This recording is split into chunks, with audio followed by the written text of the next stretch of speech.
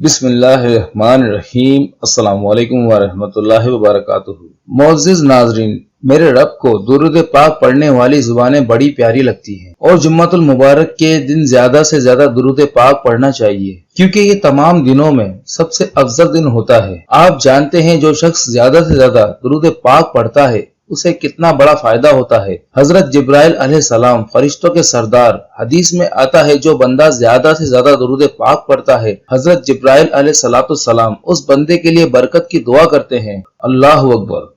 जरा सोचिए, जिस बंदे के लिए हजरत जिब्राइल अलैहिस्सलाम दुआ करें फिर उसकी जिंदगी में कितनी बरकतें, रहमतें और कितना सुकून आएगा। मुझे यकीन है आप तमाम देखने और सुनने वाले प्यारे भाइयों और बहनें रोजाना कसरत से दुरूद पाक पढ़ेंगे और हजरत जिब्राइल अलैहिस्सलाम की दुआ इकट्ठी करेंगे और जिंदगी में बरकतें हासिल करेंगे। मेरे प्यारे भाइयों और बहनों, जिंदगी में अगर गम या परेशानी है उनका भी इलाज दुरूद पाक है।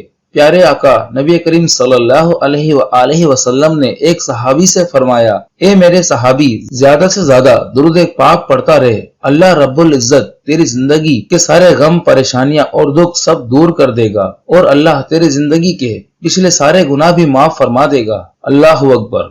तो प्यारे भाइयों और बहनों, हमारे साथ मिलकर नियत करें कि जुम्मा मुबारक के दिन हम 1000 बार दुरूद पाक पढ़ेंगे, या जितना हो सके हम प्यारे आका सल्लल्लाहु अलैहि वसल्लम पर दुरूद पाक भेजेंगे। आखिर में उन तमाम प्यारे भाइयों बहनों, देखने और सुनने वालों के लिए दिल से दुआ है, ए रब्बे करीम हम सब के गम और परेशानियों को दूर फरमा, हमारी दुआओं को अपनी बारगाह रहमत में कबूल फरमा। आमीन सुम्मा आमीन।